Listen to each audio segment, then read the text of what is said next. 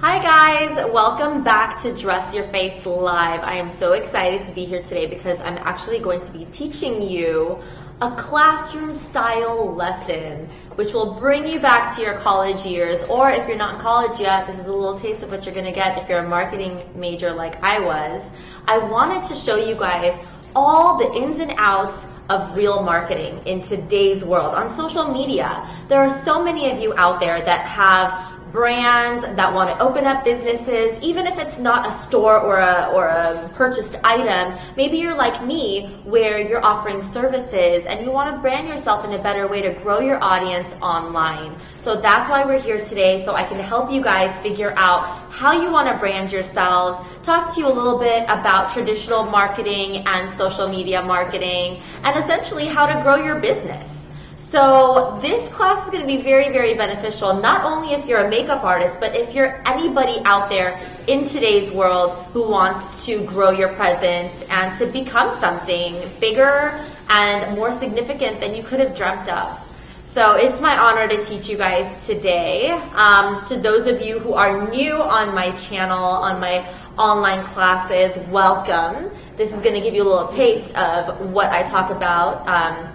This is definitely a sit-down lecture style class, so I recommend you whip out your notebook and you go ahead and jot down all the notes you can possibly absorb from this class. And if you have to leave halfway through it, no big deal. Or if you're missing this, no big deal. All of my classes on dressyourfacelive.com are recorded in full HD quality, so you can rewatch over and over again up until the class expires. And I usually have the classes up for at least a week, sometimes 2 weeks, sometimes even 3 weeks. I mean, come on. Sometimes we need a little extra practice, so I totally understand. So that's what we're doing here today. We are just doing another one of my crazy classes. My members are watching this for free. Hello, members. Thank you for logging in and watching. And now let's just dive right in. I have 1 hour with you to really dive into every part of social media, marketing, branding. Any questions that you have, go ahead and go into my latest post on Instagram, and that would be the post that says that we're live now. Go ahead and go on that post. I'm going to show you what it looks like just so there's no confusion there. It is this post that I posted about 5 minutes ago, and I want you to get in here and I want you to ask me all the questions that you have regarding social media, branding, marketing, how to position yourself in the community, in the workplace, however, any questions that you have regarding your business, go ahead and ask it there. And again, you don't have to be a makeup artist to learn a lot from this class. This is for everybody out there who wants to make it in life and on social media. So I'm going to give you a little background about marketing and about social media in general before I dive into all these amazing things. So first of all, marketing when I was in college, this was back in like 2003, 2004-ish, when I was a marketing major, the textbooks were very different. Marketing itself was very different. This world of social media was not as present back then. I mean, we did have MySpace, we had Friendster, of course, we had Facebook for college students mainly, but now we have so much more out there, including Instagram, and Facebook is still one of the best marketing websites there is today. And I wanted to explain to you guys the importance of social media marketing. Obviously, if you're here today, it's because you saw me on social media, you found me on social media, and you are either following me or keeping tabs on what's going on in my businesses, in my life, and on my online classes. And that's why we're here to share and to give each other a little bit more in-depth knowledge. So that just goes to show you how powerful social media is. I have grown my numbers on social media literally from 0 to, what am I at now? I think 1.6 million followers, a little bit over 1.6 million followers just on Instagram alone. Facebook, I had blown up a while back. MySpace before that was really big, and it all became this huge domino effect of growth. And of course, growth is very exponential, especially on social media. The higher you grow on that ladder, the easier it is to see the top and to get on the top. And there's a lot of room up there, so I'm here to help you get up there with me. So first things first, you have to know the importance of social media. If you have a business, if you are branding yourself as something, if you want to land a better job and to show an actual personality presence online, which is obviously the only way we all search for things anyway, you have to have social media pages and presence. Now, whether it's personal or whether it is to grow your business, this is branding yourself, this is branding your business, there are two very related ways on how to grow yourself on social media. So one of the biggest things that you need to figure out is, I'm first going to talk about how to brand yourself personally. Now, personal branding is really just how you portray yourself to the world. So here's a little exercise I want you guys to do. I want you guys to go on Google or whatever search engine you use on a neutral device, meaning not on a device you usually search on. So the reason why I want you to do this is because a lot of devices store information about you and you want to be neutral. So you clear your cache, clear your cookies, and search your name, first and last name, okay? When you search your name on Google or on any major search engine, Yahoo, whatever, I want you to figure out what are the top 5 to 10 websites that your name pops up in. 9 out of 10 will be either social media websites, or it will be blogging websites if you're a blogger, or it could be your own personal website. So seeing the most reached websites that have your name on it, that's going to tell you the most popular pages where you can brand yourself and truly create an internet presence. Now, when I searched myself, of course, this was before dressyourfacelive.com. When I searched myself, I found my MySpace page, I found my Facebook page, and when I opened up Instagram, I of course saw my Instagram page and a lot of other Instagram pages that tagged me and things like that. So I realized that for me personally, more than my own website, my social media pages were being searched for people who wanted to find out about me. So if that's true for you, then obviously you need to concentrate a lot more on your social media pages. Now, looking at personal branding, again, this is how you want to portray yourself to the world. So the first thing you need to do is find your niche. It's also pronounced niche if you want to pronounce it the French way. Find your niche and figure out what is it that you want to set yourself aside with and what you want to offer to the world. So your niche, a niche is basically an area of expertise or an area of, social, the social world that you belong to or that you want to target. So this is the part of marketing that is very traditional, is really just to find your audience. Now, what type of audience are you trying to target, and are you posting things that will target that audience? So it all has to be linked together. First things first, I want you guys to see, do all your social media pages and websites have some sort of consistency in the groundwork of what you're posting? So if you have one social media website that is portraying you as a regular girl or boy, just kind of, day to day doing whatever you do, and another, like a lifestyle type of situation, and another one portraying your actual business or work related or whatever, you want to make sure that there are certain posts in there that can link all your pages together. Another helpful tip, especially for employers wanting to seek you or for business opportunities landing on your lap, to make it easier to find you, make sure your name on social media is the same name on all social media platforms. So for example, my social media name is Dress Your Face. It is the same on all platforms. My Facebook has a Dress Your Face page. My Instagram is Dress Your Face. And my websites are all Dress Your Face. All my marketing is with Dress Your Face. And that is how I was able to grow my brand's presence on all the different social media marketing. So if your name is one thing on one page and something else on another page, it's going to be hard for people to link you two together and to see that, let's say if one of your pages has a whole lot of followers and another page has some, if you're not the same name, people are going to think those are two different people and they're only going to link you to one page. It's very important to link all your social media because that grows your audience essentially. Your Twitter, your everything, your LinkedIn. If you're using your real name and a business name, make sure they're linked together. So for my example, my main name on search engines, including on, Snapchat, whatever, it's Dress Your Face. My Snapchat's a little bit different because someone took my Dress Your Face, and that's another little lesson I wanted to talk to you about. So if my name is Dress Your Face, but on the bottom you can see the actual name, that's where you see Tamana, my actual birth name.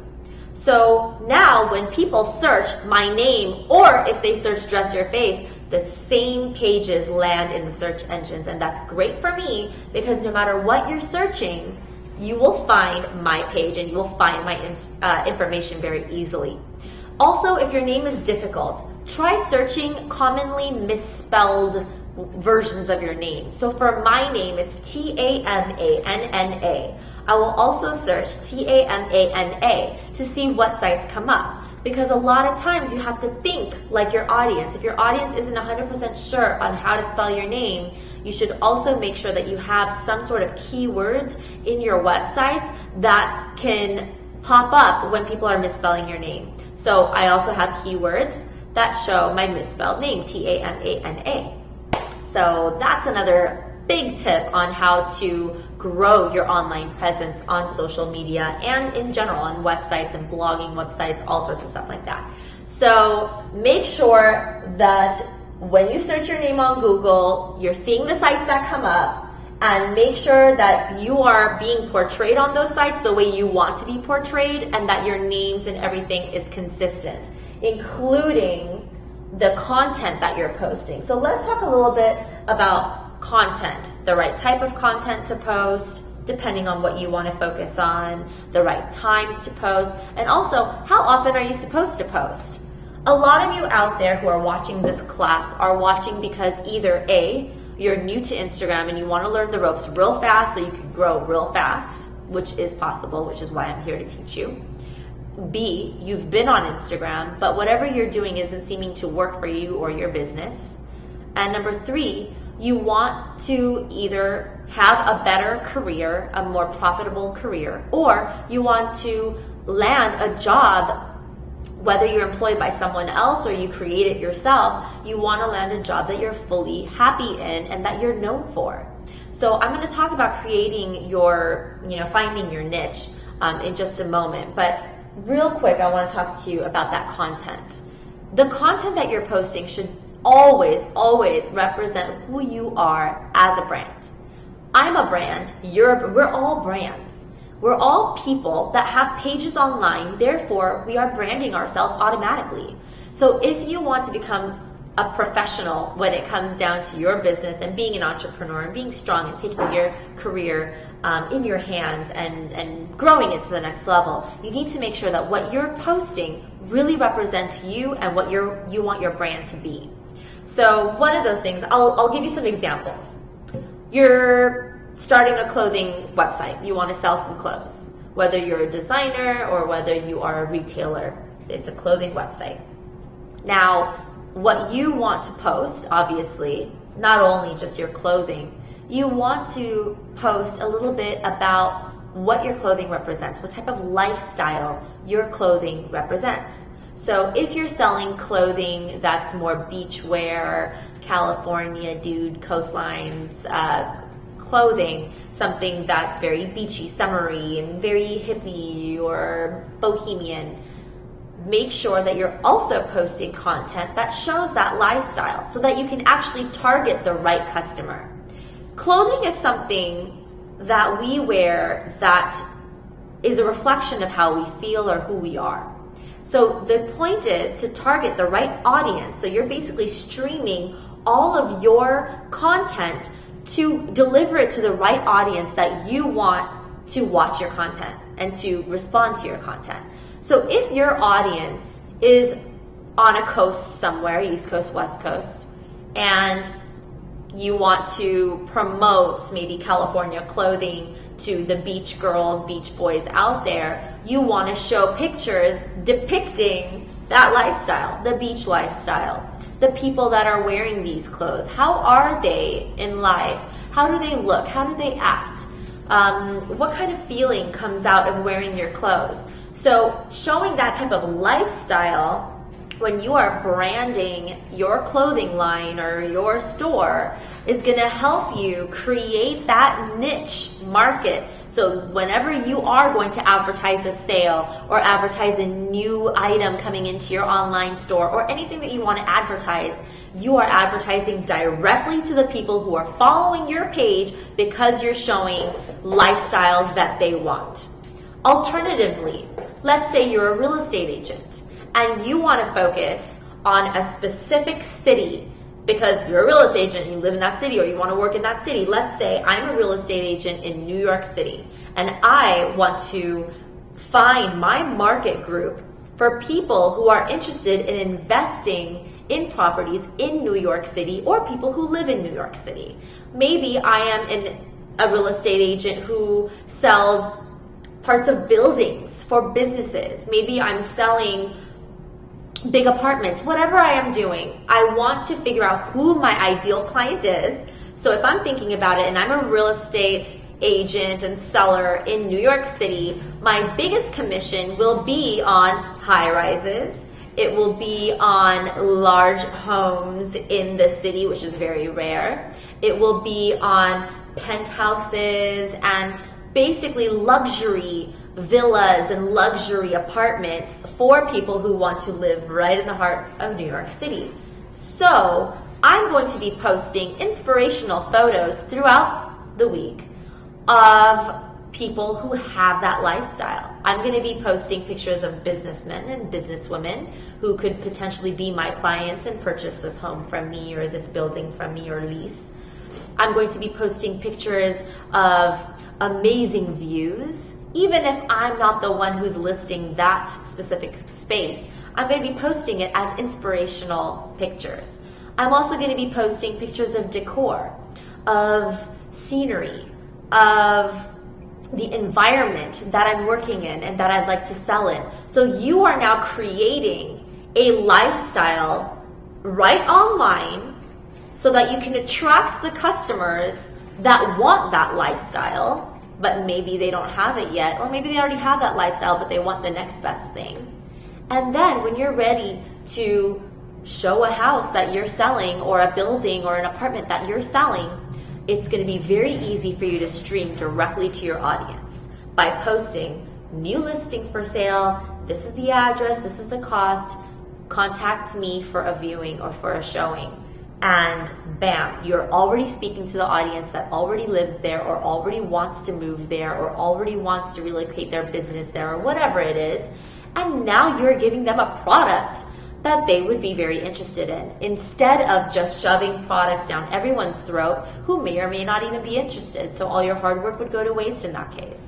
So in this situation, when you're branding yourself or your business on social media, you have to know who your market audience is and you need to speak to them, to their needs, to their wishes, to their desires. And you need to really create this whole world for them, made for them on your page so that they have a reason to keep coming back. As far as when to post, how often to post, these are things that are really up to you and your viewers, but I'm going to tell you what works for me and what works for my viewers. Now, as you guys know, I have viewers from all over the world. It has taken me a long time to create my brand to become global, but because I'm international myself, it wasn't very hard. And if you guys have seen my How I Became Successful video on dressyourfacelive.com, if you log in, it'll pop up and you can watch that video for free. You'll know exactly what I did, the steps that I did to get to where I was. Now, a lot of it was really about branding myself and creating that need to learn more about how to become a makeup artist or an educator or anything like that. So when I was posting, I was noticing a pattern on when posts did really well, when did posts not do so well, what type of post works for me, what type of post didn't. And I highly recommend you try different things to figure out what your best timings are, but here are mine. I recommend posting on Instagram twice a day or more. Why? Because especially if your brand, if you're branding yourself as a person, personal branding, if you're branding yourself as an individual or as a service provider or as someone who can, even businesses who ship worldwide, you want to make sure that you're posting at 2 different times so that everyone in the world will be able to have a chance to see your post without having to scroll down so many different posts to find yours. So I like to post in the early afternoon, and I also like to post in the evening, so that no matter where my audience is living in the world, they will always have something to find me at on Instagram or even on Facebook. I tend to link all my social media, so whenever I post something on Instagram, it automatically posts to my Facebook business page, and it automatically posts to my Twitter account, and XYZ. So it's very easy to link your accounts, and that's what I love about the social networking, is that most of these social networking sites have ways to link your accounts. So if you just go to settings, you can definitely link your social media accounts. Another thing that I realized was a type of post that I would make.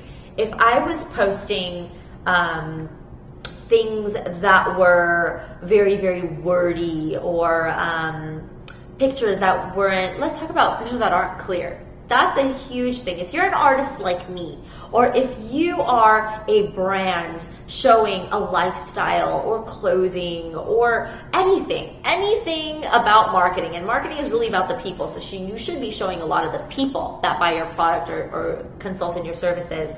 When you're posting pictures, you have to make sure those pictures are attractive. You have to make sure that they spark interest in people and that they are clear and beautiful. So when you're looking for clarity in pictures, you need to make sure, number one, you're not overly filtering them to become hazy. And if you are filtering them, make sure you raise that sharpness so that it's a clear picture again. It also depends on the mood you're setting on your page. I have gone through a lot of lifestyle blogging pages on Instagram where everything was in the Valencia filter, and it created this beautiful consistency throughout the page, and it set that soft mood where it was very feminine and not so in your face and bold. It was very, very soft and inviting. So choosing a filter that actually fits the rest of your page is very beneficial, and it creates your own page brand. For me, I kind of switch through different types of looks on my pages. I like to keep things very interesting because my audience is so wide. I have audience that is young and just full of life and ready to take on the world, and then I also have audiences that are seasoned and that have been there and done that and really just want to get down to the point of things. And then I have the audience in the middle that just wants to be inspired and just wants to see beautiful pictures and learn how to do and how to create those looks. So what I like to present to my audience, especially as a makeup artist, is very clear and vivid photographs and flyers. Everything that I post is very clear. I have long descriptions under my posts because I'm a speaker and I am a teacher. And what I want to show my audience is that I am here to give you information, and I am here to provide you with knowledge that you cannot easily get outside of my world. So I like to write a lot, and I like to give a whole lot of background on every little topic that I post. If you want to show yourself as a beauty blogger or a fashion blogger, then keep your posts neat and consistent and not too wordy and very short and to the point and cute. And one of the biggest things that can grow your business or to grow your brand is to ask questions to your audience. Who out there wouldn't want to give your opinion on a certain topic? We as women especially love to give our opinion. So if you are looking to grow your social media audience and are confused onto what they actually want to see on your page, ask them. Make a post and ask them, what do you think about this outfit? Or what do you think about these colors? What would you like to see in my collection? Or what would you like to see on my face? What would you like to see in my page? Anything, any question, as long as it's not too broad, make sure your questions have a little bit of a targeted approach to them so that your audience can then answer you and say, well, actually, I was hoping that you would post more color, or I was hoping that you would teach us about anti-aging secrets, or I was hoping that you would post more inspirational photos or quotes, things like that. So that way, bam, for free, without having to go through any type of test subjects or any type of marketing strategies or marketing firms, you can find out your own marketing niche just by answering or asking a few questions on your page. Now, also, another big key to engaging with your audience and really asking them and getting information back is to then answer them as well. When they have questions, it is your job as somebody who wants to be something on social media to respond to them. Whether it's responding through commenting back or through emails if they're emailing you, or responding through videos like I am with you guys, you have to respond. And that's going to show that you are truly interested in your audience, which you are. Who's not interested in their audience's well-being and their audience's needs and providing for their needs? I mean, essentially, that is what creates our business, is responding to what your clients need from you and giving them what they want. So all of these things combined are going to definitely help you with social media branding and with branding yourself in general. So now we've covered what is personal branding. We've talked about finding your niche, making sure that you are really targeting your audience. We've talked about social media. We've talked about searching your name on Google, seeing what sites come up when you're searching, figuring out how are you already portrayed on social media, and do you need to edit anything? Do you need to create a new presence? Do you need to reinvent yourself so that all of your social media pages can be consistent and show one very strong message throughout the board? And of course, knowing the right content to post and how often to post it. If you're majorly on Twitter, Twitter is very quick and very responsive. So when you're on Twitter, you can post on Twitter several times a day. The magic number is 5. So all this information, by the way, is just through experience and a lot of research online and figuring out what works well for people. But Twitter is one of those very conversational sites, and it's not really about pictures and profiles and things like that. So I would suggest asking questions on Twitter and posting stuff about yourself on Twitter at least 3 to 5 times a day, if you can. If you can link your sites, that's even better. On Instagram, like I said, twice a day is the golden number. As far as timings, like I said, afternoon and evening kind of covers all bases for late bloomers and for early risers. And on Facebook, I would say 1 to 3 times a day on Facebook, whether it is sharing videos and just having fun on your Facebook page to increase the amount of comments and engagement you get, or whether it's writing statuses and trying to share things with your audience, personal level. I would say 1 to 3 times a day on Facebook is very good. I think 3 times is very appropriate for Facebook. What else? As far as blogging, you want to blog every day to every other day. It's very important to remain active on social media so you always are relevant in the social media world, and therefore your branding is just growing and growing with every post. You're creating your own presence online. So that is about branding yourself. I want to talk to you a little bit more about finding your niche. So I want you to figure out if you're new in this business, or if you're just an individual and you're thinking, I wonder what my niche is, and I wonder what I should do in my life when I'm trying to grow myself on social media. What can be profitable for me? So here are some of the ways that you can figure out what your niche is and what your expertise is, and is this something that's going to be profitable for you.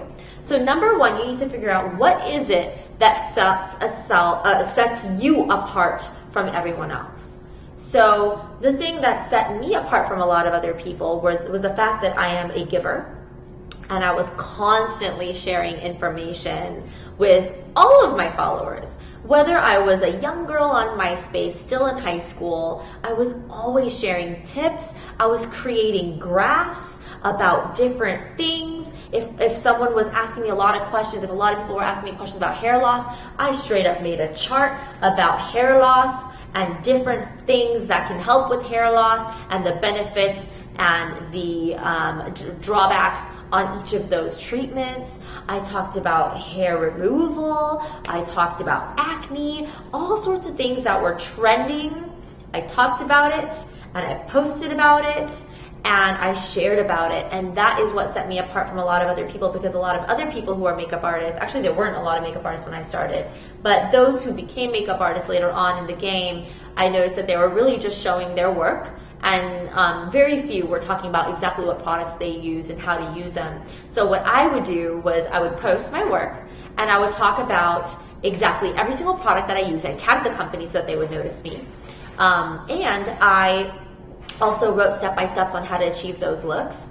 I wasn't so good at YouTube because I just didn't have the time to edit. I was working so many jobs. I was a hustler from the moment I just started in the workforce. I was 13 years old and I was a hustler, and I'm still a hustler since then. I'm addicted to actually working. I could never just be behind a computer and answer questions and do things that way. I have to interact and I have to really live and breathe my business. So for me, I was also showing the fact that I wasn't just doing one thing. I was kind of in the real world as well and doing my thing with my own clients on the side as well. So that is what I think set me apart, was my willingness to share and my involvement on every part of my business and of the field that I'm in. So you ask yourself, what is it that sets you apart?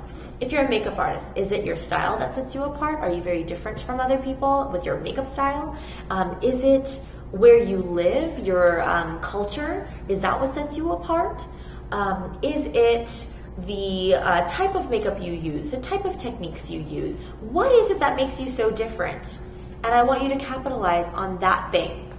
So if here's something that makes me different from everyone else, I'm gonna nurture that. And I'm gonna make it grow and grow and grow into something so big that makes me my own manager, my own business. I'm able to manage who I am on social media based on what my niche is, and I know my niche based on what you guys say I'm good at. So how do you find your niche? Let's talk about what you're good at. So I just talked about that, what you're good at. What are your passions? If you're still figuring out, well, I'm not sure what I'm good at, and I'm good at a lot of different things. Okay, let's narrow it down. What are you most passionate about? What are your interests? What do you love to do? I personally love art in general. I love art. Painting, I didn't think would make me much money. Art, when it came down to clothing design, I was really into fashion design. I don't know if you guys follow me on Snapchat. My Snapchat name is DYF-Tamana because someone took my Dress Your Face name, and I'll talk about that in a minute. But my passion was, a lot of different things in art. And unfortunately, I had to drop a few things because they weren't going to support me and my family the way I wanted to be supported and the way I wanted to support them. So fashion design to me, it was a passion, it was a hobby, but it wasn't something I could see myself doing long term, especially with all the struggling and things and the fact that I hate to sew. So that was out. When it came to artistry with the canvas, I didn't really see too much of a future in that for myself personally. When it came to other passions that I had, whether it was science, I was very passionate and still passionate about astronomy, but that wasn't something that could really make me live the lifestyle I dreamt of living. The lifestyle that I dreamt of living was traveling all over the world, teaching people from all over the world, seeing different cultures, different ways of life, and doing what I do best, which was creating art. And the way that I was able to travel and create art and become a teacher and do all these things into one is makeup artistry. So find out what it is that will fulfill all the dreams and desires you have for life. Find out what exactly can help you check mark all those little boxes that you want to check mark. And it's okay to leave a couple boxes out. You have your whole life to branch out into other avenues. But I want you guys to focus on that one thing that sets you apart and that one thing that you really see yourself doing. And that's the other question. Do you see yourself doing this for a really long time? Is this something that's long term for you? So let's say right now my passion is I want to sell clothes. Do you see yourself growing in that long term? Do you see yourself as a worldwide retailer? Do you see yourself as a clothing designer? Do you see yourself as something bigger than what other people are doing? There's so many clothing websites out there. You have to figure out what makes you different. Is it the lifestyle that you're portraying? Is it the actual clothes itself? Is it the fact that you're creating those clothes and they're unique? Or what is it? So that is how you figure out your niche. And then lastly, once you figure out what is it that you really want to focus on, you should figure out, are people already talking about this? Is this something that's trending online? There's no right answer to that question, because there are ways that you can troubleshoot that. If it is something that people are talking about, that means there's already a buzz and it's easy for you to just fit right in. And once you create what's going to make you a little bit different from what the buzz is about, that's what's going to help you grow. So that's one thing. Another thing is, if the answer is no, people are not really talking about it, it doesn't really have a lot of buzz, but if it's something that you can create a need for, that's another plus. Let's say I'm choosing a field that I want to get into, but not a lot of people are in it, or I want to create a product that not a lot of people know about, or it's a brand new product that's not even out in the market yet. There are ways to create that need so that people realize, oh my God, I need that in my life, and then bam, your sales are ready to be made. So one example is Veramona, for example. Veramona Color Switch Duo or Solo. I don't know if you guys have heard of it. I've been wearing the Pro Bands a lot. It is essentially a mesh material that when you wipe your brush off, it picks up all the eyeshadow that's in that brush. Now, technically, what we used to do is we would just have a towel and we'd wipe off the brush, or a paper towel or whatever, and we'd wipe it off, or sometimes we'd have to spray it and clean it a little bit. But usually you could just wipe it off a few times and you can use the same brush on the same client but with a different color without cross-contaminating the colors. Now, Veramona created a need for a little disc or a pro armband. Let's talk about the disc. And Veramona, if you're watching, Letty, hi. Anyway, so the disc is essentially a disc of that mesh that all you have to do is wipe your brush, and you don't have to really wet it or anything or disinfect it, because you're using it on the same person. You're just changing your color. So let's say I go from a light color to a dark color, but I don't want it to look all gray. I want the dark to look dark and the light to look light, and I want it to be separated. I just wipe it off and I can use another color, and it grabs all the product. Essentially, a towel would basically do the same thing. It might be a little tougher, but a rough towel would do it for me. Now, she created a need. Why? It's compact. It's stylish, and a lot of social media influencers were gifted this product so that they can try it, and if they liked it, they would post about it. And her brand grew into something bigger than what she could have imagined. So you can do the same thing. You can create a product that essentially would kind of create a need for that product. So all of us were using towels. Now a lot of us are using this because it's small, it's compact. So you have to create something that maybe is already in existence, or maybe has never been in existence, but you want to create that need, you want to show that need, you want to show it in action, you want to present it in a way that's going to make it become buzzworthy. If that product is already in the market, but you see that there's, maybe you see a product such as her disc, we're seeing her product and we're like, but it's still something we have to hold. Why can't we have something that's honest? We don't have to hold it. We don't have to waste our hand space on it. Well, she created the Pro Band, made out of the same material, but it's a band that fits your arm. So now, instead of me having to hold the disc and wipe off my brush, I have it on my arm and I can just go whoop and go right in. So she listened to her audience's needs and reacted appropriately. So all these tips and techniques can work in any business, whether you're in makeup or whether you're in clothing or whether you're a real estate agent, whatever it is. Whatever your client's need is, find a way to fill it and find a way to market it. And the best marketing way in this day and age is social media. If you are not strong on social media, I would be shocked if you guys made it in the real world. That is a major connection. And a lot of people out there are like, well, social media isn't the real world. But unfortunately, or fortunately for some of us or some of you, it is. We are living in a world today where social media is present everywhere. Everybody that you meet that is a consumer has a website, on a social media page, on social networking, whether it's Instagram, Twitter, Facebook, MySpace, whatever it is. They have one and they're using it. Now, you have to speak to them in the ways that they are seeking information. When someone's seeking information, they may go on Google or whatever it is. And when you're typing something, maybe your social media page will come up and it has to have something that's going to speak with them. Even on social media itself, when I'm searching things, I just search right on Instagram. I search hashtags all the time. So one of the best ways to market yourself on social media, especially on Instagram, is to hashtag keywords that you think are commonly searched, things that you would search. Hashtag contour, hashtag highlight, hashtag makeup of the day, hashtag dress your face live, hashtag dress your face. These are hashtags that are very, very popular, and you can see how many people use that hashtag when you search that hashtag. And once you start hashtagging those key terms, you will be searched very easily. You'll be found in searches very easily. Same with websites. There are keywords, especially if you have a YouTube. There are keywords when you're creating your YouTube video and you're uploading it.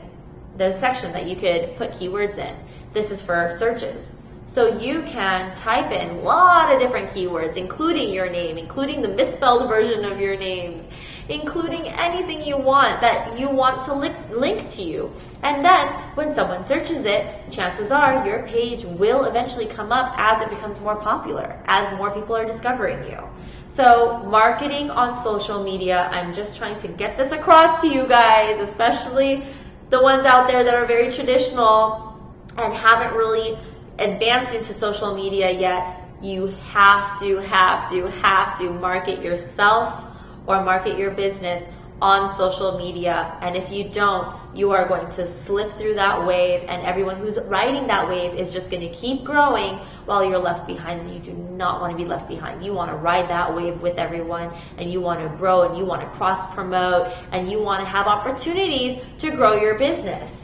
Now, we talked about growing your business essentially through growing yourself as well. And I want you guys to know how to link that. So like I was saying, if your business is clothing, if your business is real estate marketing, if your business is anything out there in the world, all of these points definitely matter. So let's talk a little bit about what I have here on this board. So first of all, marketing to speak to your audience, we just spoke about that. You want to figure out who's your key audience, and you want to speak to them in their language. So if your key audience is between the age of 13 to 24, and you are marketing clothing, and that area of marketing is really for clothing for leisure purposes, then you don't want to be marketing business suits or business people or rich people or things like that. You want to market the everyday pretty girl on the beach, or you want to market about, roller coasters and fun summer stuff and things like that. If you're trying to promote beach wear or daytime wear, if you're promoting party wear or evening wear for those who are going to events and dances and things like that, then you want to show a little bit more of that lifestyle. You want to show limos and people coming out of the, teenagers coming out of their prom limo and having a good time. You want to show videos showcasing the fun that the teenage girl has when they're going to parties and events and things like that. You want to speak to your audience, and you want to let them bond with your brand in a deeper level. Growing engagement and interaction, we talked about that too by asking them questions. Simple question, posting a picture of a product or an outfit, for example, and saying yay or nay. If everyone loves it, you add something like that to your website to sell. If everyone hates it, which I doubt, I'm pretty sure you're not going to post anything that everyone's going to hate. But let's say you post something and it didn't get the most love. All right, one less SKU to deal with, focus on the other things that people want. For example, with me, with my makeup, I'm sure a lot of you are like, wow, she's posting like the same thing over and over again.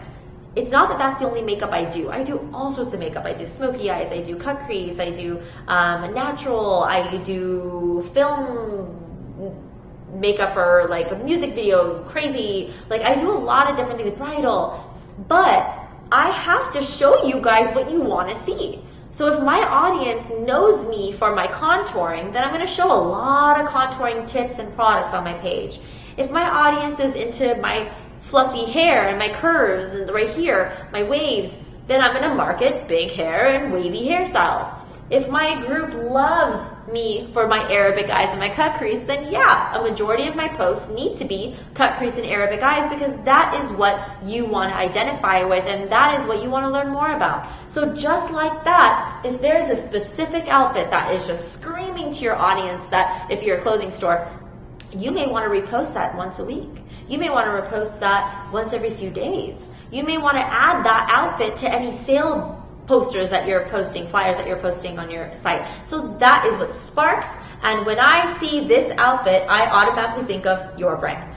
So it's really about that connection and really understanding your audience and engaging with them. So yay or nay, very easy engagement. You're going to get thousands of different people saying yes or no to that outfit. Even asking questions like I talked to you about in the beginning of this class, asking questions about marketing. Let's say you need help with marketing, and let's say, for example, Anastasia Beverly Hills does this all the time, and I love this because she listens to her audience. She will come out with a thought process on creating a new beauty line, maybe a new lipstick or whatever, new lipstick line. Remember last year, before she came out with her lipstick line, or a couple of years ago, she posted a picture of different colors of lipsticks and things, and she asked us, I'm thinking of creating a whole line of lipsticks for you guys. What colors would you say that you must have in this line? What colors do you want me to include for you? She is directly asking her audience a question that will benefit her and the audience at the same time. It's benefiting her audience because she's listening exactly to you. I can't seem to find my perfect nude. I'd love if you have more nudes. Bam, she has received that information from you. Now she can create it and give it back to you. So she is making a lot of money on products that really benefit you, products that you asked for. So that is the key to a successful business, is to find out what your audience wants and to give it to them in the best quality you can, the best prices you can, whatever it is, depending on who your audience is. If my audience is super, super high profile and lots of money, then okay, maybe I'm going to market myself very expensive. If my clients are the everyday person that really needs to understand, that's why I'm here. DressYourFaceLive.com, only $19 a month, and I am marketing to everybody who is very busy to go to school, or maybe doesn't have enough funds to go and spend thousands of dollars on school, or maybe even if they have the funds, they'd rather use it for other things and learn on their own time, but for a fraction of the cost. So that's why I created Dress Your Face Live. Only $19 a month. I'm speaking to everybody about this. So, and it became, I mean, look at you guys. You guys are loving it. I get to listen to you. I get to know exactly what you want from me, and I'm delivering it to you. This class, again, is an example. You guys asked me for a marketing class. I'm giving it to you. So speak to your audience, engage, interact with them so you can figure out what they want, and then you can give it to them. Now let's talk about social media influencers. A social media influencer is someone that has a lot of followers online and that has a strong influence on their followers. For someone, let's say, who is a supermodel, maybe not even a supermodel, just a model on Instagram, making beautiful pictures left and right, and growing her audience. And a lot of people look up to her, and a lot of people value her opinion. If she posts about a product, that product will be sold out within minutes. If she posts about an item that she's wearing, I can guarantee most of the people looking at that post will search for that item online and want to buy it. So those are people who are social networking influencers. If you are a business and you want to place your product or services in the right hands, you are trying to create more presence online through channels that are going to give you the most. Basically, like in the past, we used to advertise in magazines. You'd want to advertise in a magazine that directly is subscribed by the people who you are targeting. So if I was targeting Indian weddings and I wanted to be a better wedding artist and a more popular wedding artist for my Indian weddings and Indian brides, I advertise in an Indian paper, in Indian magazines, in bridal magazines, things like that. So if you are a brand that fits well with an image that is portrayed by someone who is an influencer, my advice for you is to contact the influencer and see if she would like to be a brand ambassador or he would like to be a brand ambassador. Now, there is money involved in this. Because this is a business, you have to give them some sort of compensation for using your brand, especially if they are a media mogul. If you're targeting people who have a little bit less than 1 million followers, maybe 100,000 or 50,000 followers, and you want to start slow, you could do more of a partnership. You shout them out, they shout you out, you gift them your brand, whatever item it is or service you are offering, you give it to them for free so they can try it. If they like it, they'll post about it. And bam, you are now exposed to all of their followers. If you're focusing on very, very high profile people with over 1 million followers, people with over 500,000 followers, in that kind of group, even below, people are starting to understand that social media is a business and it is profitable for the brand who's using them, so why can't it be profitable for them too? So if you have something that they really want, let's say I'm a spa, I own a laser spa or a spa in general, and I want clients who are gonna love me, and I want a big time social media influencer to walk into my salon and write about it and come to me regularly. I want her to always be my client. So in that case, if you really offer something that special and you think that person that you're targeting will love it, contact them. Usually it's very easy to contact someone on social media, either comment or DM them or email them, whatever it is, whatever you can do to contact them. Don't be crazy. Whatever you can do to contact them, go ahead and introduce yourself and tell them, hey, I have opened up a new spa in this city, and if I know correctly, you live close by, and I would love to offer lifetime of free services for you if you would like to join my spa. And in that case, they are benefiting because normally they would have paid an arm and a leg for the services that you're offering for them for free. And you're building that relationship with them and growing your guys' business together. She's growing because you can keep shouting her out as your customer. You're growing because she's shouting you out as her service provider, things like that. So it's a two-way thing. Now, let's say you don't have a lot of followers to offer her, but she has a whole lot to offer you and she knows it. In that case, instead of spending money on magazine advertising or traditional advertising, which may or may not even help your brand, focus your advertising budget on social media influencers. Tell them this is your budget, this is how much I'm paying per person to post about this. If you like the product, pause real quick, let me just tell you, I am all about keeping things very organic and very true. So when people offer me something, I have to, number one, already love it or fall in love with it myself, and I have to really honestly want to use it even if I wasn't getting paid or even if I wasn't getting it for free. If I could see myself purchasing that membership or product or service even outside of social media world, then I would accept that as something that I would like to share with all of you. I take a lot of pride in showing you things that I truly trust and love, and not just, oh, a company wants me to shout them out and make me money, okay, I'm going to shout them out. These are products that I legitimately use and love, and if I haven't used it in the past, and if this is a new product, if I really love it that hard, okay, fine, I will accept them as a client to post about it. So that's something that I really recommend all of you out there. If you own businesses, make sure that whoever you're targeting to be your influencer, make sure that they really love the product and they're not just doing it for the money. So if you're paying them or if you're offering this product or whatever, ask them, would you really use this product out in the real world? If I didn't approach you, and if you found me, if you found my product and services, would you be a customer? Would you truly like it? And that's only going to validate that you're in the right direction.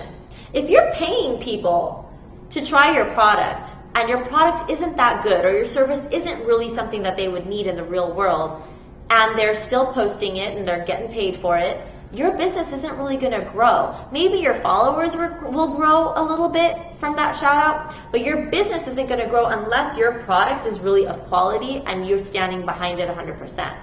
So the things that I offer into the world obviously I stand by it 100%, and you believe me when I'm saying that I love something, because I truly love something. I mean, you could see me, my reactions to certain products, and you know what I love, especially if you're on my online classes. You know the products I truly love, and you know when I find something new out there in the market, I share it with you right away. Whether or not payment is involved, that's irrelevant to me. I share products that I love, even if the brand has no idea who I am. I'll still share it, like the Hourglass thing. So when you're sharing something and with an influencer, make sure they love it. And here's the other thing. If it's a product that's faulty, or maybe it's not even your fault that it's faulty, maybe it's just a product that just doesn't click, that's another test, is if you do pay somebody to post about it or whatever, and you see that it's not doing so great, that's time. Maybe it could be the influencer that you chose or whatever it is. Try it a few times and compare the results.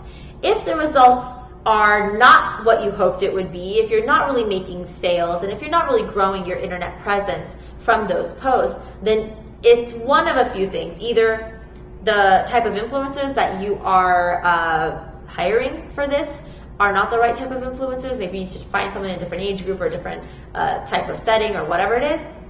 Number two, maybe the post that they're posting isn't really hitting hard. Maybe there's no connection to the audience with what they're posting. Or three, maybe the product just isn't a need.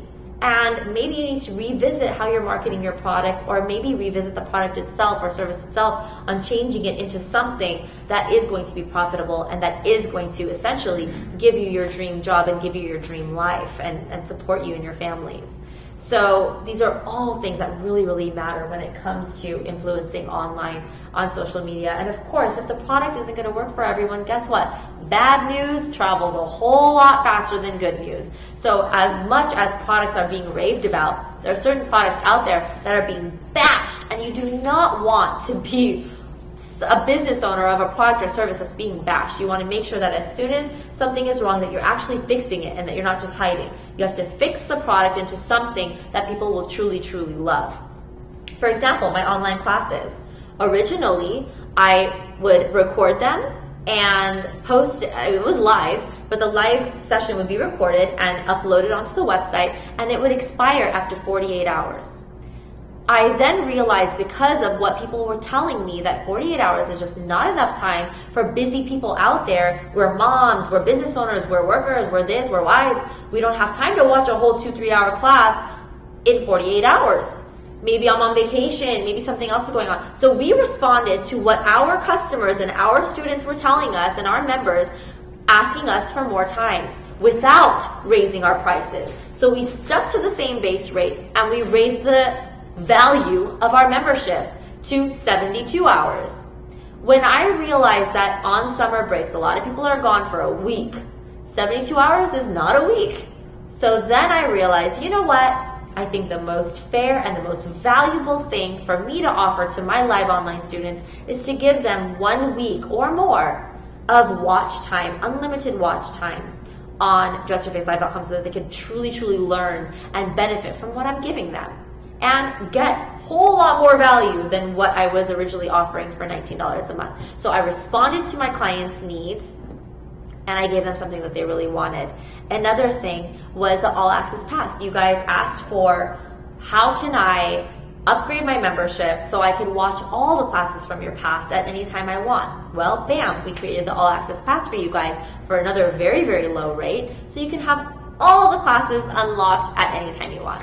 So this is all because of social media and asking questions and knowing my audience's needs.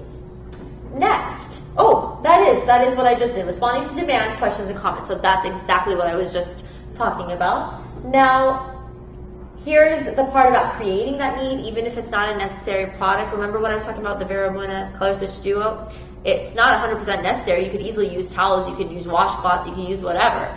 But she created a need because it was so cute and so compact and so stylish. And then she created the armband, and now I feel like if I'm not wearing that armband, I feel kind of naked. So she created that need, and we love it. I mean, it's a product that we really could use, and we found the practicality of using that product. So that's another example of creating a need, even if it's not necessary. to create a product that could be needed by a lot of people. And she used us as social media influencers to spread the word about that product. And then she responded to the demands and questions and comments from the people by creating an armband instead of just a disc. Now, let's talk about the final thing in this class, which is your responsibility as a business owner or as a personal brand. Rewarding your customers and appreciating your customers and creating sales and events as thank yous to your customers. Now, it's very important to have very good customer service. When it comes down to selling a product, selling a service, or selling yourself as a brand, creating that image that, okay, I am a person on social media and I'm a blogger, or maybe I'm not even a blogger, maybe I'm just someone who wears clothes nicely and takes good pictures and I'm getting a ton of likes and stuff. If I want to make money off of my Instagram page, I need to market myself in a way, and I need to show responsibility and compassion to my clients and not my clients yet, but my viewers, so that they feel like I'm trustworthy and that I'm being ethical.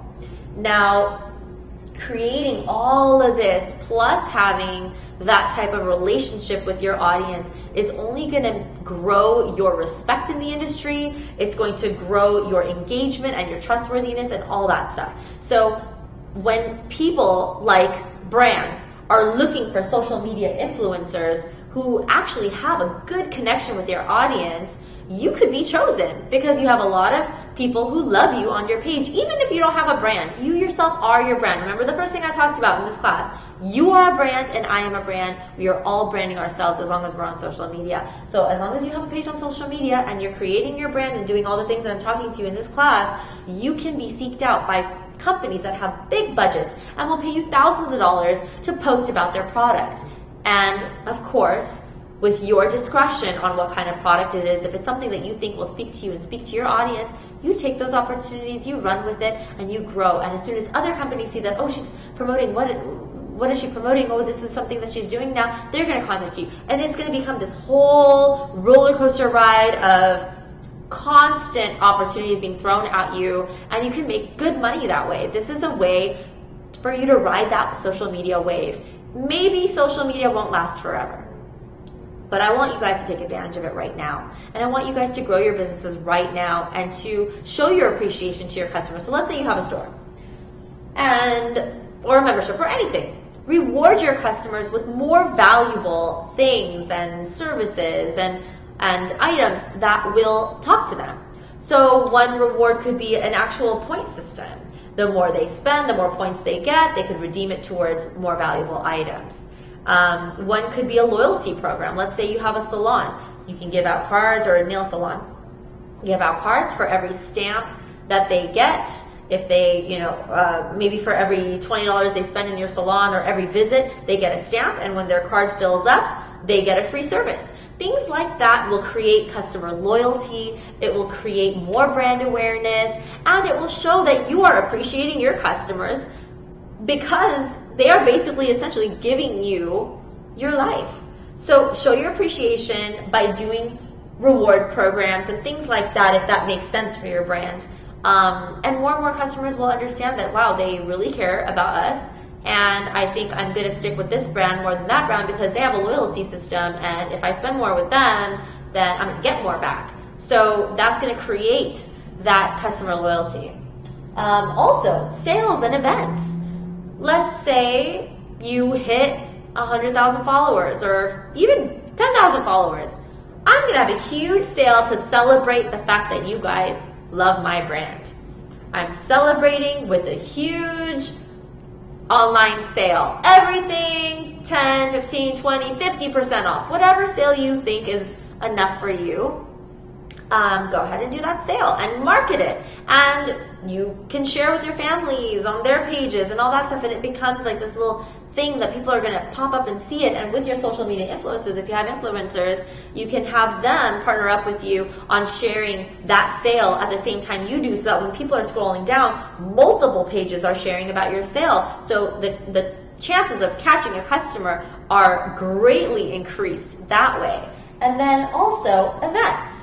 Having a special event as a customer appreciation thing is awesome, and not charging them for the event. Let's say you had an amazing year. You started your company and you are finally away from that debt number and you're starting to see a profit, and you really want to give back to your audience and have a good sale, especially if your company or service location is in one location and not necessarily global. So let's say I own a salon in Beverly Hills or anywhere, and I am finally earning some profit and I'm very happy about my business, and I want to show appreciation. I want to create buzz online too.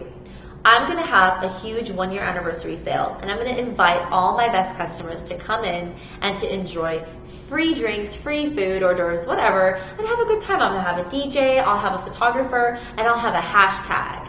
And I'll make sure that everyone who posts during my party is posting on their social media with a specific hashtag, so that it creates a buzz online. And now everyone on social media is going to be like, oh my God, so-and-so's having a party. Oh, look at the hashtag. They're going to look at the hashtag. They'll see all the people who are there. And that's going to create even more presence of your brand, even more future clients. And it's going to retain the clients that you already have, because you're showing your appreciation and you're giving them something that, who doesn't love free drinks and free food?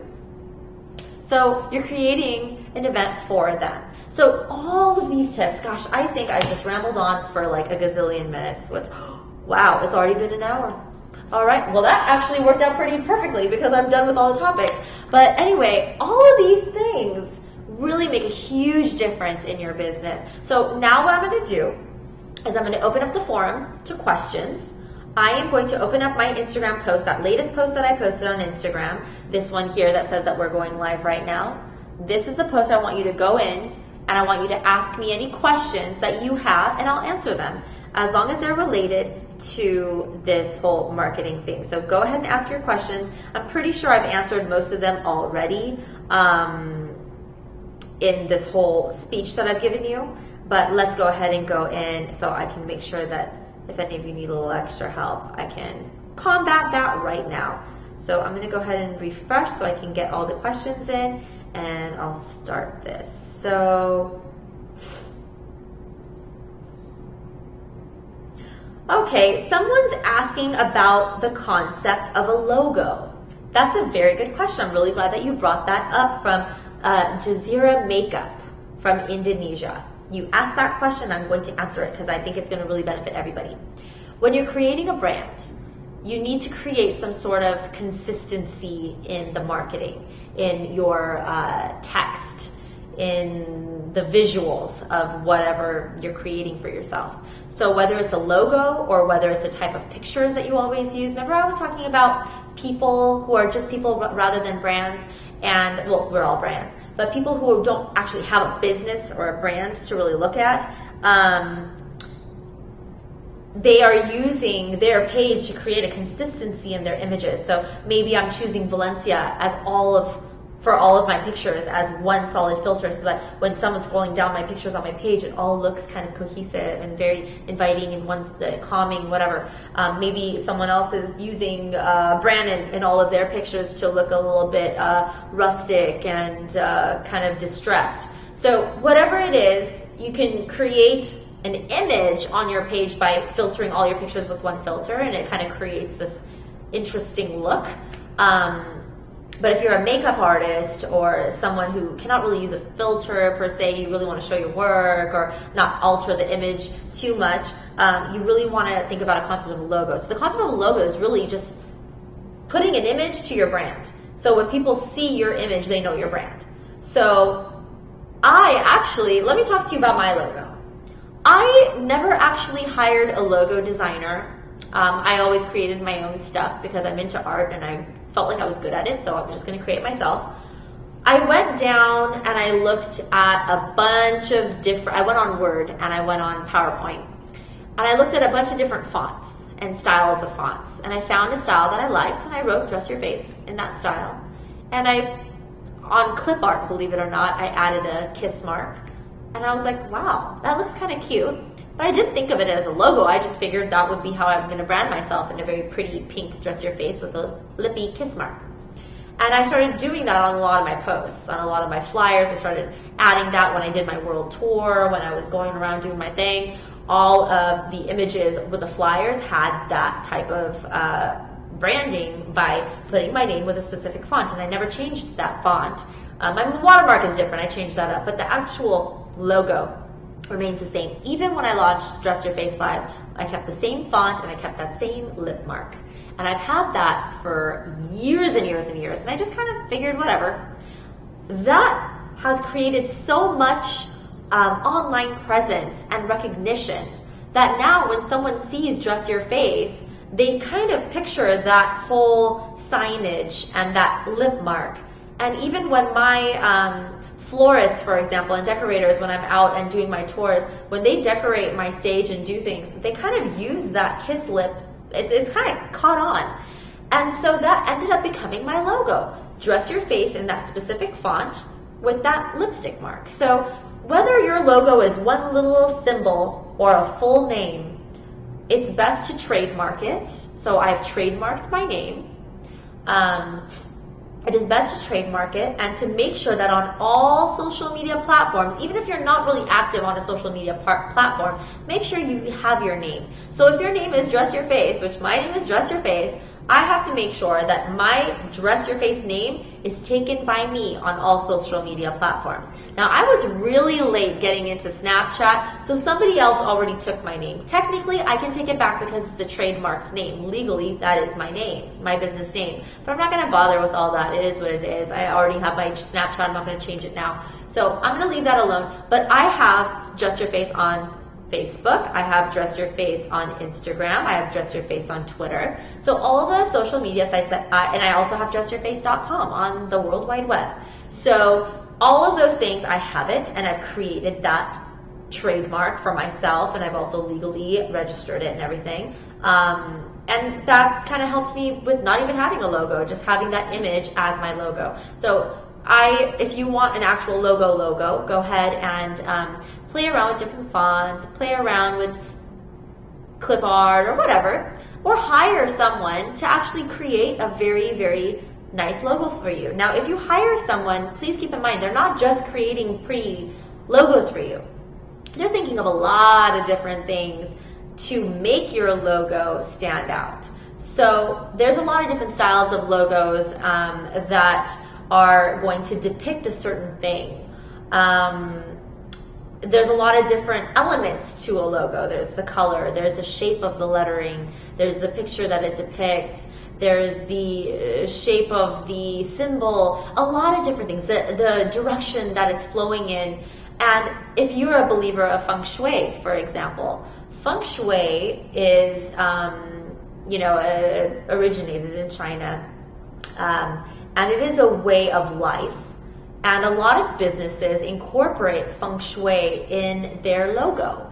I incorporate feng shui in my home to create a balance of elements. So if you're wanting to create a balance of the strongest elements for you and your business, you can hire a specialist of a logo design who specializes in feng shui. I mean, these are very expensive, so I'm not going to tell you just do it right away. I mean, you could always revamp your logo later. But I'm just giving you different ideas of how complex a logo really is, but how simple it is to the regular person. For example, Pepsi. I don't know if you guys saw this article, but Pepsi back in the day was a round thing with a little wave inside, and it was very equal, right? They used feng shui and a lot of different elements and ideas through a new logo design specialist to change the logo to now be a little bit tilted and to have a wave which is asymmetrical going off into another direction instead of horizontal. That depicts our natural existence. The earth is not rotating straight, right? It's on an axis. So the earth is already tilted and it's rotating on an axis, and now the new Pepsi logo is on an axis. So if you see it, it's not leveled, it's kind of going off into another direction on its own axis, and that is creating this global presence and this kind of soothing. It's really weird because it's very, very subconscious, but it's almost natural to have it like that because nothing is flat and perfect. It's a little asymmetrical and a little off, and the edge kind of goes a little thicker as it goes out, and all of this is from different things. So if you're going to hire a logo specialist, please keep in mind that you're not just paying for them to create a pretty logo, you're paying them to really look at all the elements of your business and what seems right for your business, and creating a logo that really has a hidden meaning and subliminal messages to your audience. It's crazy the amount of work that goes into marketing. It's truly amazing. But I think that if you want to really brand yourself, come up with a logo or a catchphrase or a font with your name to really identify with. All right, let's go to the next question.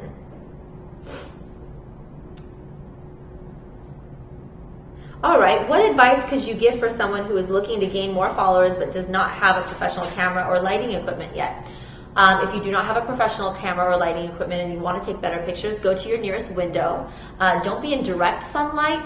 Just face the window as long as the sun isn't hitting your face, but as long as you're facing the window, that's going to be your best lighting, and it's free every day.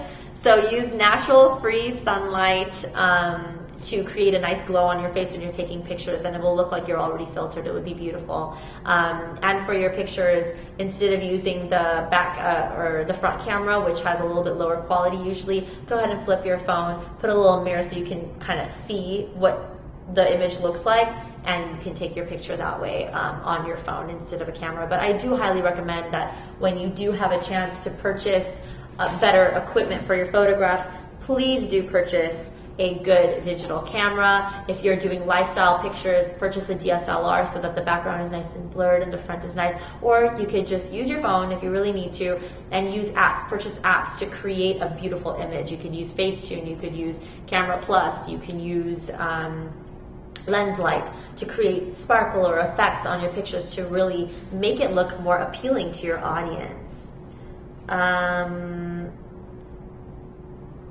Ooh, gosh, I'm getting so many questions. Okay. For an aspiring artist trying to get more clientele, what would you suggest? How can I get a target audience if I just started on Instagram? How can I engage the audience when I don't even have enough followers? I do post and sometimes I get lots of likes, but no real feedback from my questions. A lot of this stuff takes time. What you have to first of all do is make sure that all your social media is connected.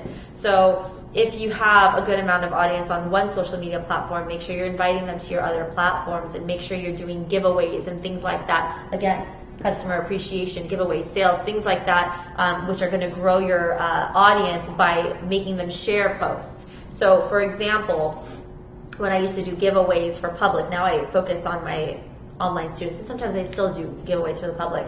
The key to a giveaway is for you to for that flyer to be reposted by whoever wants to enter the giveaway, and for them to tag you and to follow you. So a giveaway alone is going to give you a few extra followers here and there for sure. So doing consistent giveaways, maybe just collecting products from Ulta, from Sephora, things that go on sale online. Hoard those products and make sure they're very clean and brand new, not opened.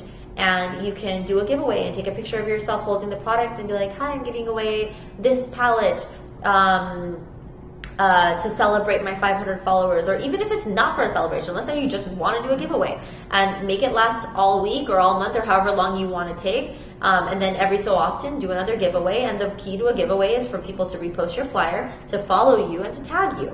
And that way, if let's say so-and-so who has 5,000 followers ends up entering your giveaway, then you know that their followers are going to see that post and they're going to want to enter the giveaway, especially if it's a good giveaway. So make sure your giveaway is good, something that people will like, and then start doing it that way. That can grow a little bit of your audience, and then you can start figuring out who your target audience is. If you are new in the industry and you want to focus on brides, post a lot of inspirational pictures of brides. Remember, I was talking about posting lifestyle of the people who you're targeting. So if you're targeting a bride, if you really want to get into that bridal big money business, then post weddings, post bridal decor, post dresses, post everything bridal. and grow your audience and ask them yay or nay, blah, blah, blah. And even if you just have 6 followers right now, they're going to answer. Someone's going to answer. And you can hashtag a bunch of existing Bridal pages so that they can notice you and maybe repost your picture and say, oh, repost from blah, blah, blah. And then all of a sudden you got a free shout out of nowhere. So all of these things, hashtagging, tagging, promoting, reposting, these are all going to help you gain your audience. And as far as gaining more clientele, again, once you've created your online presence and you are now ready to really start gaining those people as your clientele, it'll be so much easier because you already have that target audience on your page because you've been speaking to them this whole time. You've been posting things that they would want to follow. Let's see. So someone's asking, do Instagram endorsers usually get paid per post, or are they taking a percentage of sales when people use their code on the businesses' websites? So you are a business. This is from California Cosmetics Makeup. So if you're a business, especially a makeup business or a clothing business, and you want to get started on social media influencers, there are different ways to pay them. Some of them don't even want to get paid. They just want constant free product. And when I was new in the industry, I didn't have a lot of, not new in the industry, I had already been in the industry for 10 years, but when I was new on Instagram, I didn't have a lot of followers. And so when companies wanted to give me free stuff so I could promote about them, I did it for free because I wanted the stuff. I wanted to try the stuff and I wanted to get more popular. And I thought that, okay, if we post each other, it's going to grow me. So when you're young and you're starting out, start off with people who are kind of on your level, maybe a little bit higher as far as followers, and give them free product and see if they'll post about it. And if they don't, okay, no big deal. You try the next person, try the next person. You may lose some money out of it in the beginning, but it's going to be paid back as soon as that right person posts about it and then the world finds out. So sometimes it's for free. Sometimes it's a pay per post, especially if it's someone who's a huge influencer out there. We get paid per post. So if you want us to, post something one time, if someone falls in love with that item and decides to go ahead with your business deal, you can pay them for that one post and they'll post about it. Or if you want to develop an actual ambassador system where they remain posting about your page, give them a good percentage of commission so that they have a reason to continue posting about your product and continue making money that way. And then you both make money that way.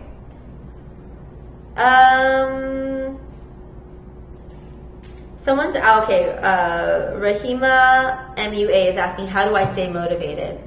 I motivate myself because I love what I'm doing. You guys are a big part of that. If I didn't have my audience, would I still be doing what I'm doing? Yes, I would still be teaching. I would still, even if it's just one-on-one, which I do a lot of the time, I would still be doing makeup artistry for my clients and things like that.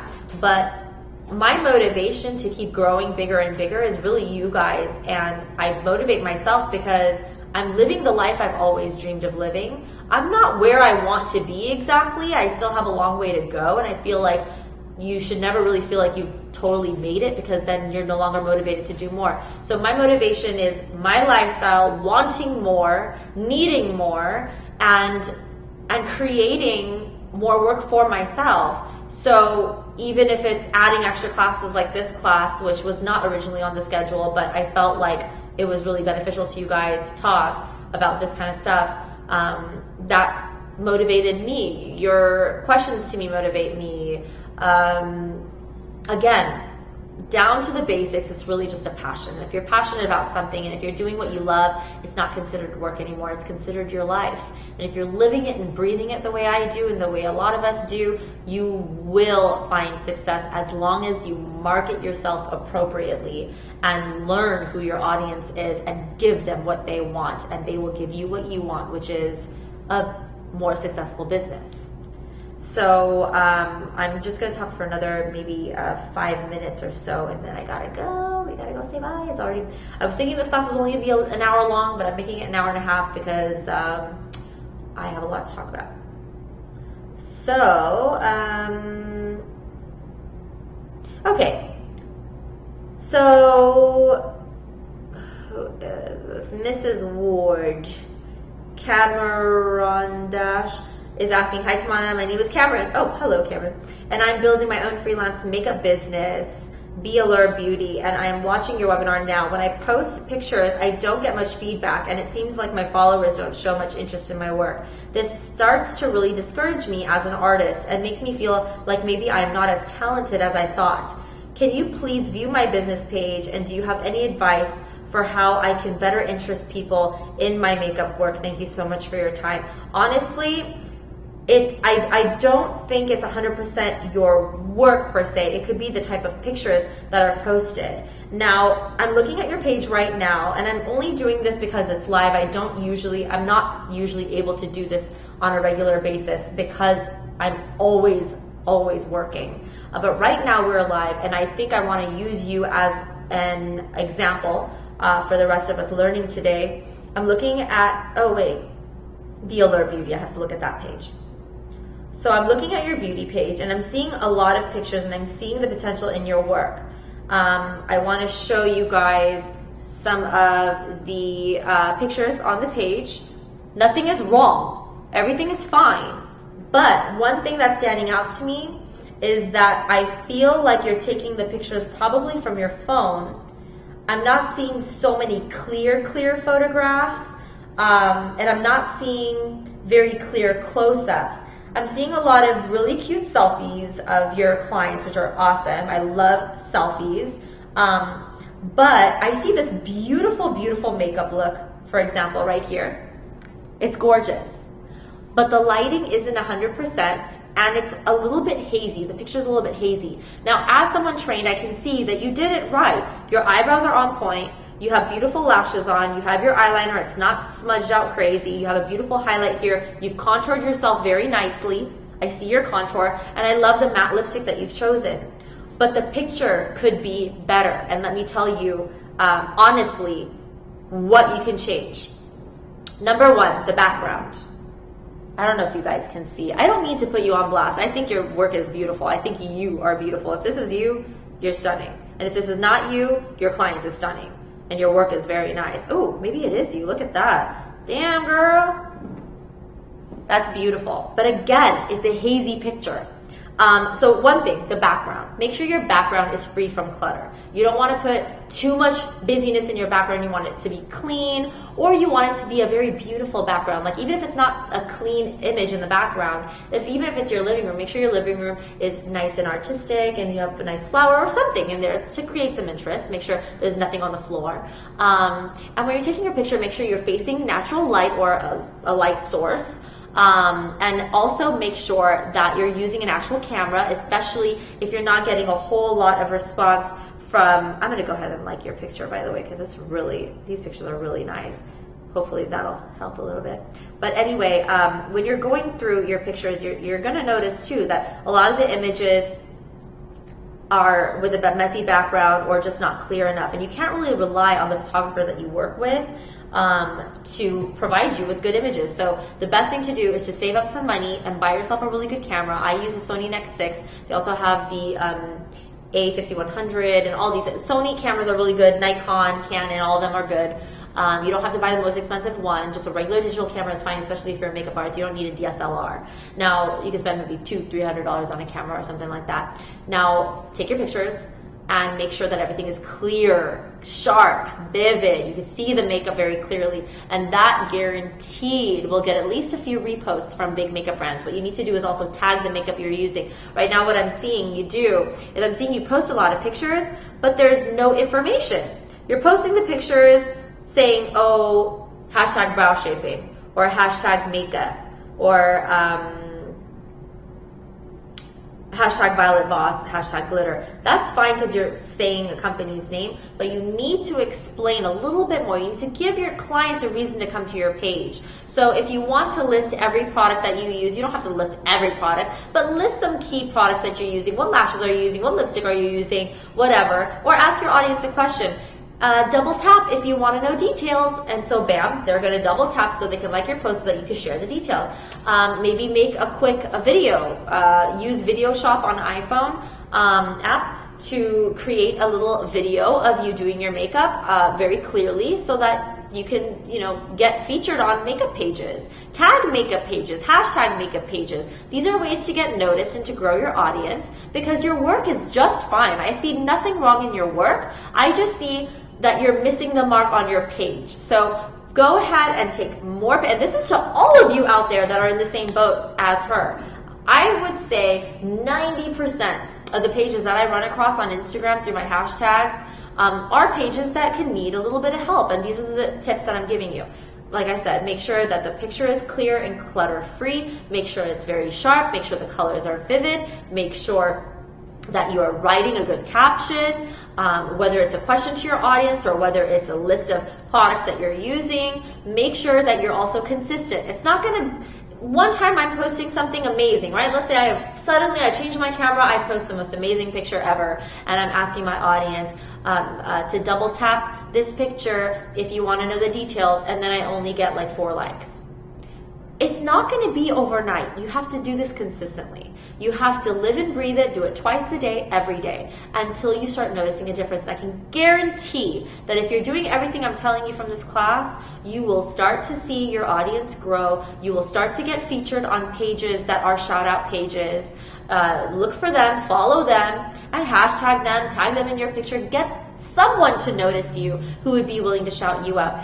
Maybe even offer a shout for shout with someone else who's on the same boat as you. Maybe both of you should go buy a better camera. You shout them out, they'll shout you out, and all of a sudden you're sharing a few followers here and there. Even if it's just sharing 50 followers or less, it's still a growth, and it's still one step in the right direction. So be patient, work hard, be consistent, and you will see the difference in your page a lot quicker than the rest of us who had to learn through trial and error. It took me 2 years to grow to 1.6 million followers, and now I'm seeing a lot of new people that are growing within months. It's crazy out there, and I want you guys to ride that wave and to grow with us. So go ahead and follow these tips. Make sure you have all your notes down, and make sure that your education never stops. If you are a makeup artist, channels like mine, especially when I'm giving it to you for $19 a month or less, and providing very, very top-notch education, this is something that you should remain in. We have grown our own Dress Your Face Live community where that's become a very popular hashtag, and people are growing with each other. If you need more clients in your area, make sure that your Instagram name in the bio part has where you're located, or if you're available for travel, because a lot of my clients who can't book me or aren't able to afford me or aren't able to book me due to my travel or whatever it is, the reason why they're not booking me, they want to book me, but they can't, so they're going to go to the next best thing, which would be to look for people who I've trained. So my private students, my seminar students, and my online students, you guys have a huge advantage to gaining my clients, especially now that I'm trying to focus on other things. You know, this is a great way for you guys to expand your business in the niche that you want. If you want the Dress Your Face Live niche or the Dress Your Face niche, if you want to be a part of this, you're a part of the Dress Your Face Live army, and you can definitely gain that type of clientele just by posting that you are a you are part of the DYFL army, or that you're Dress Your Face certified, or that you are learning through me directly like this. That means people who want to book me but can't can easily book you, and you will give them something that is probably even going to be better than me, because you're going to put your own twist on it. And I want you guys to grow. My self-worth is based on how well you do.